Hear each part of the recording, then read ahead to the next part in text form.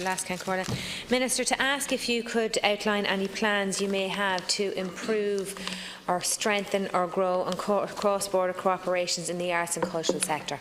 Thank you. Thank you, Lascan-Corlett and Deputy, for your question. For over 10 years, my department has operated a scheme of funding support for small, self-contained projects which seek to enhance, celebrate or commemorate the artistic, cultural, musical, film or heritage of the island of Ireland on a north-south basis. And the Cooperation with Northern Ireland scheme provides support for projects that have clearly a demonstrable north-south element and which seek to make a contribution to enhancing, celebrating or commemorating the artistic, cultural, musical, film or heritage of the whole of the island of Ireland. And there's 127,500 in funding which will be allocated under this scheme in 2019, with a maximum of 15,000 awardable per applicant.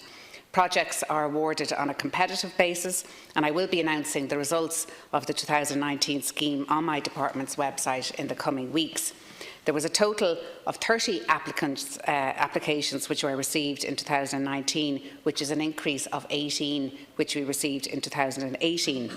2016 and 2017 saw an unprecedented demand, with 90 applications being received in those years.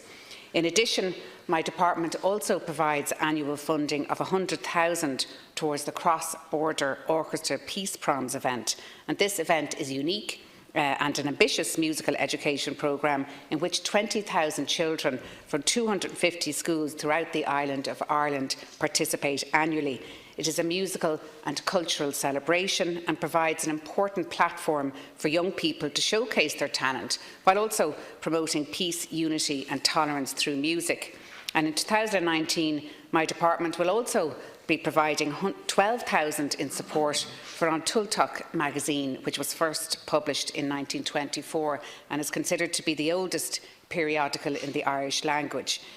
There's also other agencies under my department which also engage in cross-border cooperation on cultural projects. For example, you might be familiar, Deputy, with the Tyrone Guthrie Centre, which is one of 3 residential artist spaces operating on the island of Ireland, and this is funded annually by both the Arts Council and the Arts Council Northern Ireland.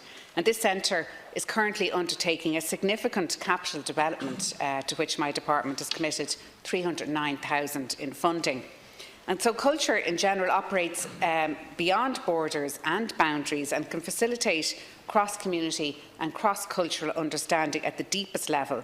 And my department will also ensure that culture continues to play an important role in fostering all-island dialogue, and in particular dialogue between Ireland and Britain, particularly during this decade of centenaries and also now, Lascan-Corlett, in the context of the UK's decision to leave the EU.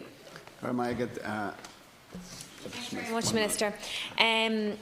Brexit, alongside the absence of a working assembly, has put a whole new level of strain on north-south cultural connections, and regardless of the outcome of the Brexit negotiations, Ireland and the north of Ireland cultural links must be strengthened and supported. In recent weeks I had the pleasure of meeting with some of the staff from the Mac Gallery in Belfast City Centre, and perhaps you met with them too, Minister.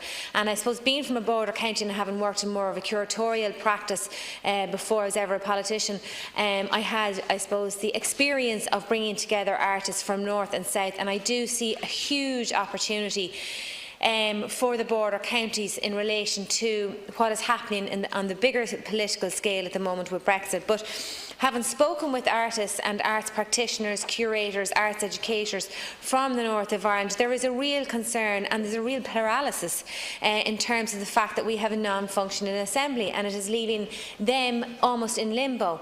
And there is a real desire from their part, there is a real interest, there's a real energy and there's a real enthusiasm to engage further with yourself, with ourselves, with the cultural and artistic sector, if you like, of the Republic.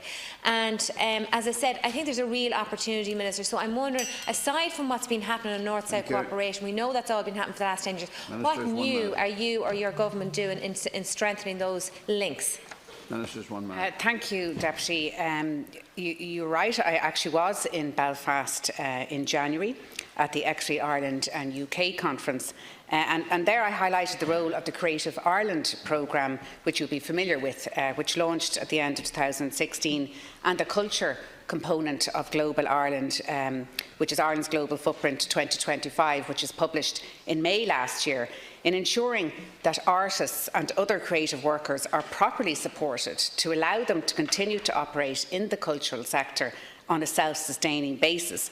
And the key reassurance required for the cultural sector remains the continued operation of the Common Travel Area, which is as highlighted on Friday the 1st of March by the directors of the Arts Council in Ireland, Scotland, Wales, Northern Ireland and England. And our key message remains that regardless of the outcome of the Brexit process, we are and we remain committed to engaging through culture across the island of Ireland with our friends in the UK, with our partners in the EU and globally. So while Brexit will impact all aspects of my department's brief, the department hasn't specifically identified any specific legislative measures for inclusion in the withdrawal of the United Kingdom from the European Union, as in the Omnibus Bill. But notwithstanding the above, Lascan Ceola, the department and those bodies under its aegis are subject to the challenges posed by Brexit and will, in the event of a no-deal scenario, benefit from the practical measures contained in the bill. Final supplementary. Thank you very much, Minister. I suppose I would again reiterate the point to you that there is a real desire on the part of the practising artists, curators, arts educators in the north of Ireland, and particularly with the MAC, and I'm sure there's lots of institutions like Queen Street Studios and other independent art studio spaces like that in Belfast and across the north of Ireland, to engage with, I suppose, yourself, with the Arts Council, and to formalise the relationships that exist with the Arts Council in the north of Ireland and the Arts Council here in Dublin. And I'm just again asking the question, are there any specifics that you can give us here today of what you intend to do to bring a breath of fresh air, I suppose, and a new way of doing things to the arts, to that opportunity of engaging in a new relationship with the arts sector in the north of Ireland? As I said, with Brexit looming, a non-functioning assembly, these people are asking for our help, and they've been here to Leinster House to meet with all parties, I believe, in relation to their desire to work and formalise that relationship. So if you could outline the specifics of what you intend to do, I'd appreciate it. There are many different projects that the Deputy will be aware of, particularly, for example, in the County Cavan programme for 2019 under the commemorations aspect. The Cavan County Museum project has an exhibition on the War of Independence, the Civil War. There's the Cavan and Fermanagh Conference, which will be in October this year, and this will deal with the impact and legacy of the events of 1919 to 1923 on the Irish border. And the conference programme is at present being developed.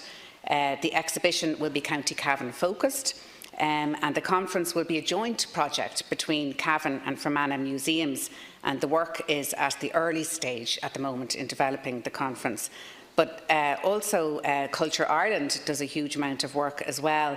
It operates, as you know, on an all-Ireland basis, and it supports artists from Northern Ireland to present their work globally. It partners with the Arts Council of Northern Ireland and shares promotional strands at the World Music Trade Fair each year, which is part of the Horizons partnership to co-promote music at global events. And in April this year, Culture Ireland actually met with the executive of the Arts Council of Northern Ireland to discuss how the coordination of supports to artists can be enhanced, particularly Laskin Ceola, in respect of the focus on key art forms.